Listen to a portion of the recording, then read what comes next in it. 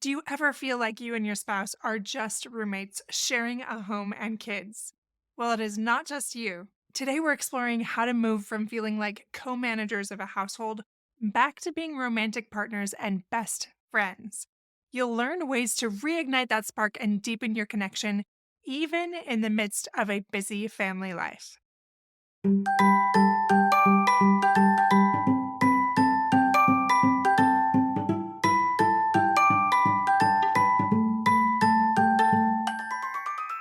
Hey, parents, welcome to Fulfillment Therapy. Do you want to raise your kids better and have a stronger marriage?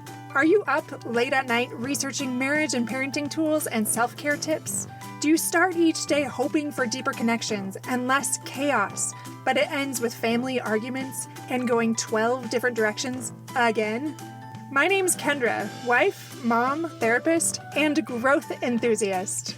It wasn't until I discovered how to fulfill my unmet needs that I was finally able to show up as my best self as a spouse and parent. I realized that by meeting my needs, I could more fully meet the needs of my family with more energy and less resentment.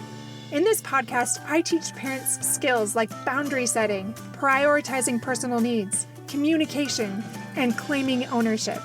Just like my clients, you'll be shocked by the improvement in your marriage, parenting, and personal life when you focus on fulfilling your important unmet needs. Ready to prioritize yourself so you can quit mentally throat punching people? Then grab those earbuds and head outside, and let's rock and talk.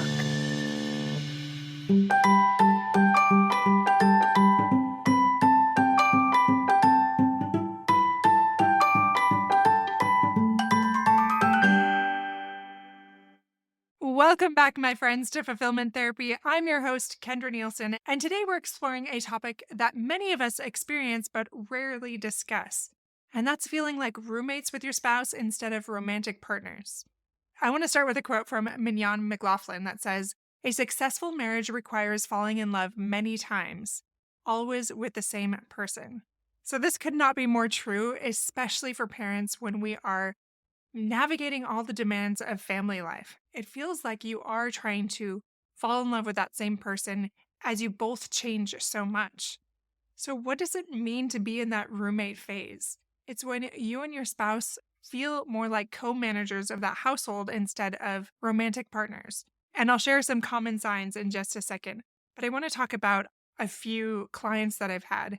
I feel like this comes up with my couples quite a bit, where they come in and just say, I don't even know if I really like them anymore. Like, it's just not very fun. And then we start that next phase where we start to investigate what's going on, what it looks like.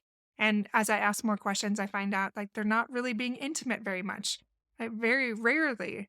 They have a lot of built up ammunition for all of the things that they are upset with. And often it's rightfully so. But as we investigate, we recognize, okay, there is a dance going on here and it's happening on both sides. And very rarely do I see it be entirely one person. But both people have some responsibility for that. So it's working through that. This has come up a lot with clients. And every time that comes up a lot with clients, I'm like, okay, maybe this is something that we can address in a podcast episode that can help other listeners. So, what are some of those common signs of feeling more like co managers or roommates? Your conversations might be limited to things like, did you pick up some milk? Or who's taking Macy to practice? Or things like that. Maybe it's spending time together but feeling disconnected, like just watching TV in silence or scrolling through your phone side by side, but not really interacting. Maybe it's feeling more excitement spending time with friends than with your spouse, or seeing your partner as another responsibility rather than a romantic partner. I see this a lot with my clients. Like the way they even talk about it in session, they talk about their spouse like they are another kid, and often even less than that, like less reliable because it's an adult that has more opinions and doesn't want to be controlled, whereas kids might be more okay with being told what to do. Well, it's very hard to coerce your partner. And so it's even more frustrating than dealing with a kid oftentimes when I'm working with my clients.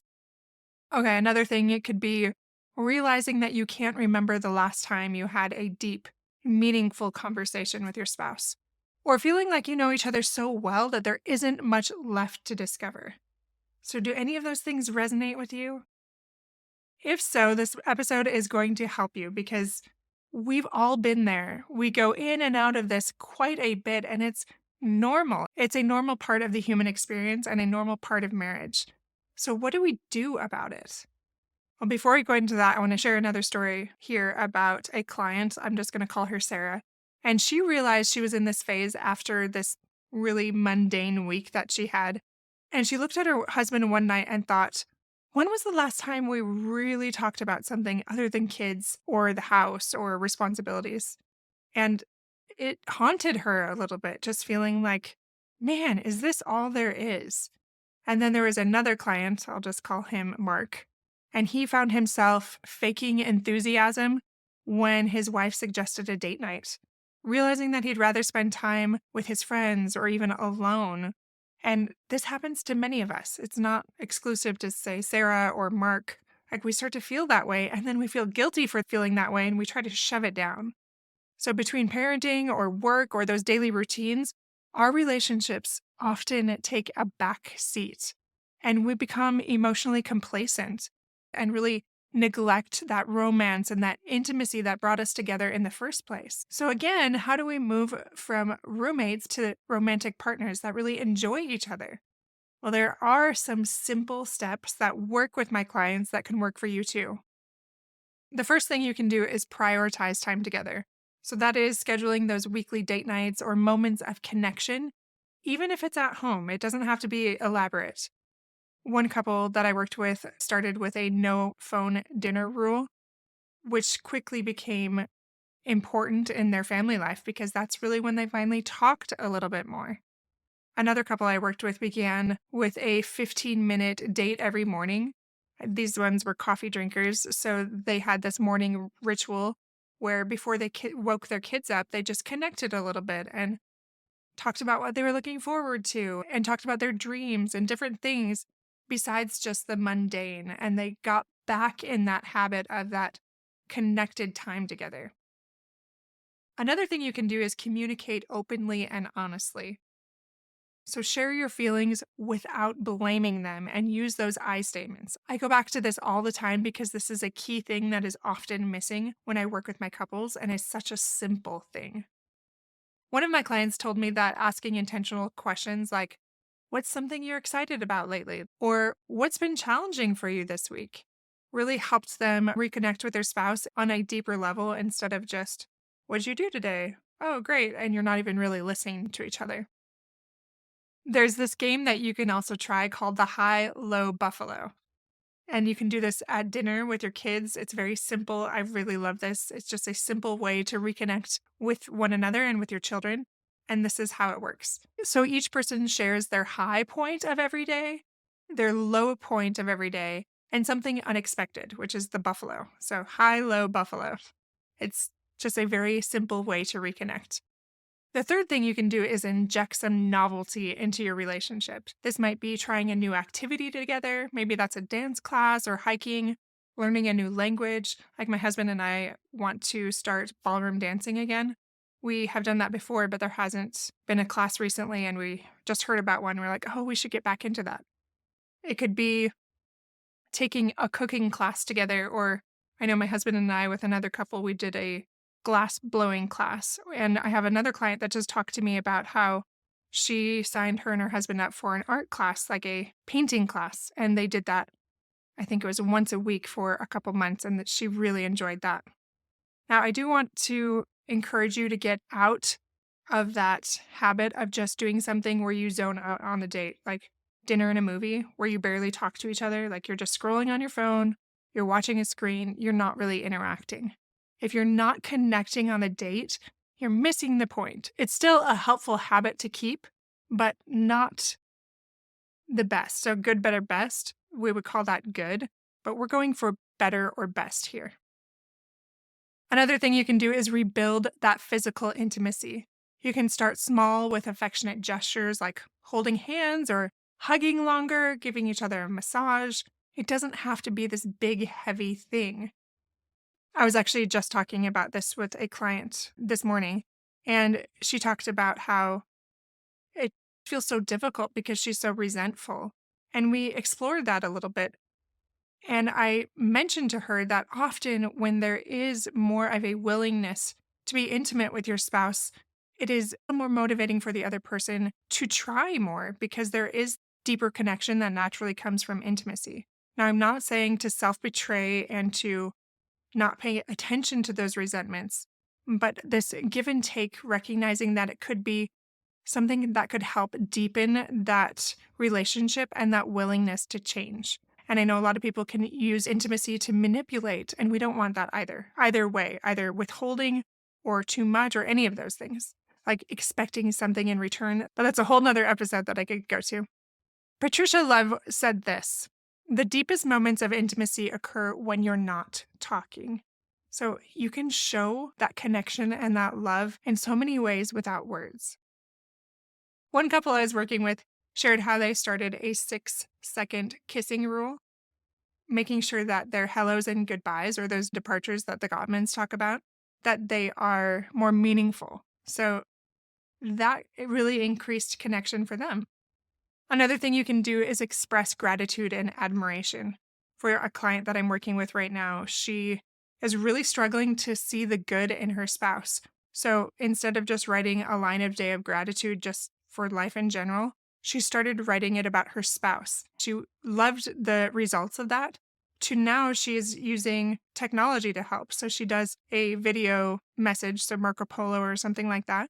And each day she just does a quick, hey, thank you so much for doing this. And it's not just performance based, but it's also things like, it was so fun to see you with the girls, how you connected with them and how you're so sweet and gentle with them. Things like that, not just thanks for taking out the trash, but all of these different things to remind your spouse that you care and you do love them and you do see the good. A simple thing that you can do with this is try the I appreciate you game, where you take turns sharing 3 things you appreciate about each other before bed. All right, just 2 other things that you can do, 2 other tips. You can focus on your friendship.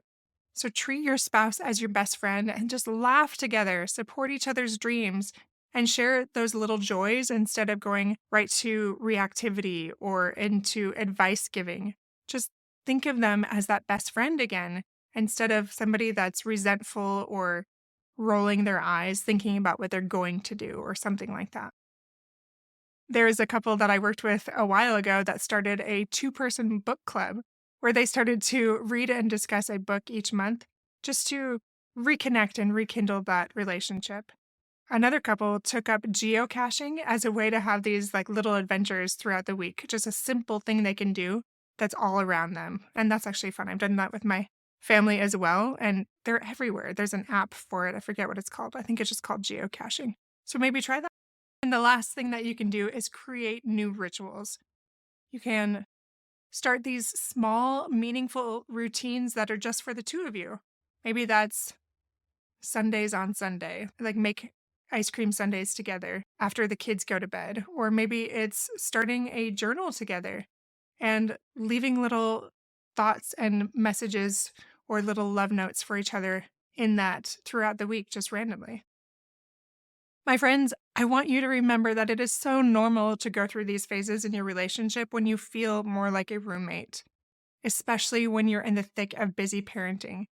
The key is to recognize that it takes attention to reconnect. It takes focus. And sometimes we put that so much into everything else that our relationship is the first one to show those negative consequences of not nurturing that relationship for so long.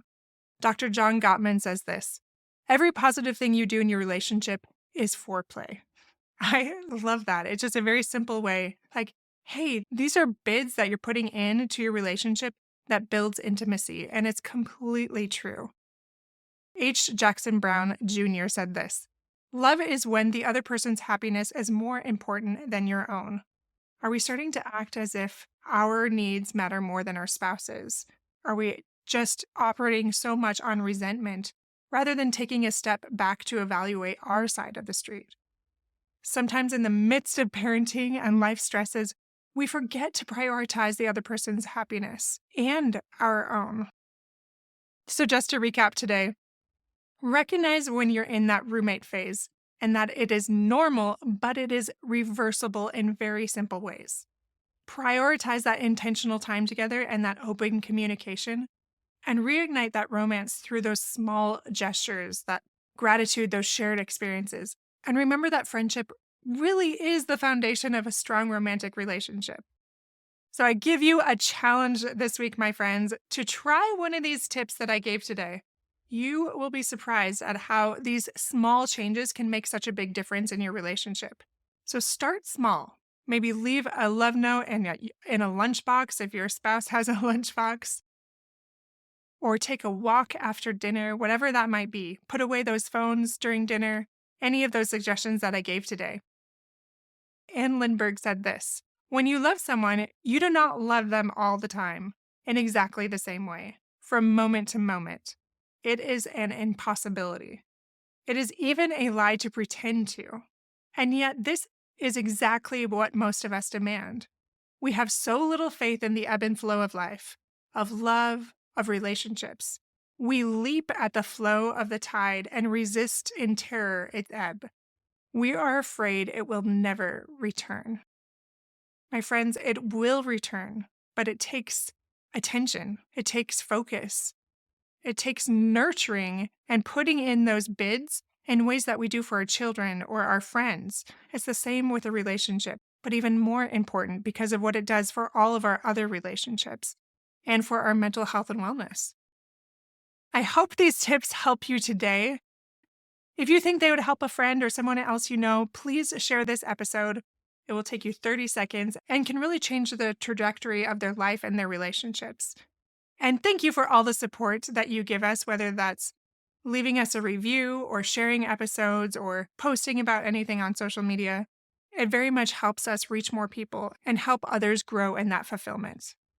Until next time, my friends, remember that your marriage, like your health, needs nurturing to thrive. It's okay to have ebb and flows. What matters is that you keep showing up and you keep trying and you keep choosing each other. Take care, my friends. I'll see you back here on Mondays and Thursdays.